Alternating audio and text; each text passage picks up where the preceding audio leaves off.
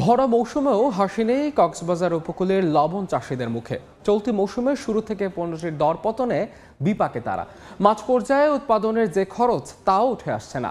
এজন্য মধ্যস্বত্বভোগী ও মিল মালিক সিন্ডিকেটকে দুষছেন লবণ চাষিরা। মোহাম্মদ ফরাজের ক্যামেরায় বিস্তারিত জানাচ্ছেন সুজাউদ্দিন রুবেল। উপকূলে মাঠের পর মাঠ লবণ উৎপাদনের জন্য প্রস্তুত করা হয়। এরপর মাঠে বিছানো হয় পলিথিন। সূর্যের তাপে লবণাক্ত পানি শুকিয়ে উৎপাদিত হচ্ছে লবণ। চাষিদের কেউ মাঠে পানি দিচ্ছেন, কেউ বা লবণ তোলা ও ওজন করছেন।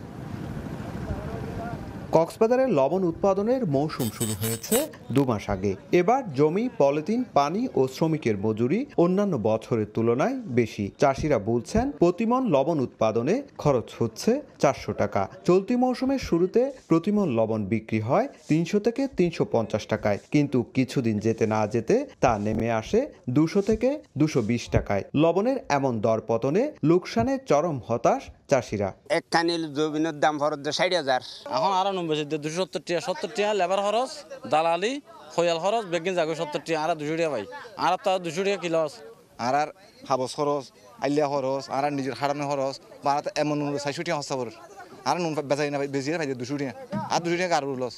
অতীতে মাঠ পর্যায়ে লবণের এমন দরপতন হয়নি বলছে কক্সবাজার লবণ চাষী ও ব্যবসায়ী সংগ্রাম পরিষদ। সংগঠনটির নেতাদের দাবি, মাঠ পর্যায়ে লবণের দাম কম হলেও বাজারে প্যাকেটজাত লবণের দাম কমেনি। মিল মালিকরা সিন্ডিকেট করে দেশীয় এই শিল্প ধ্বংস করার ষড়যন্ত্র করছে।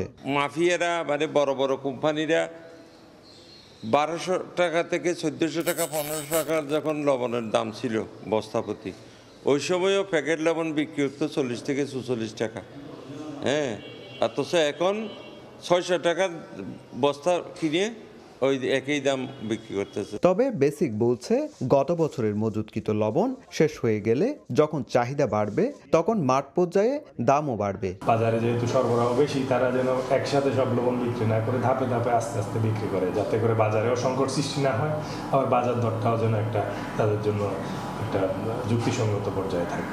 চলতি মৌসুমে লবণের চাহিদা ধরা হয়েছে 26,10,000 মেট্রিক টন, আর গত 2 মাসে উৎপাদন হয়েছে প্রায় 20,000 মেট্রিক টন। সুজাউদ্দিন রুবেল, সময় সংবাদ, কক্সবাজার। 4 দশক ধরে আপনার ফাইন্যান্সিয়াল পার্টনার আইডিএলসি।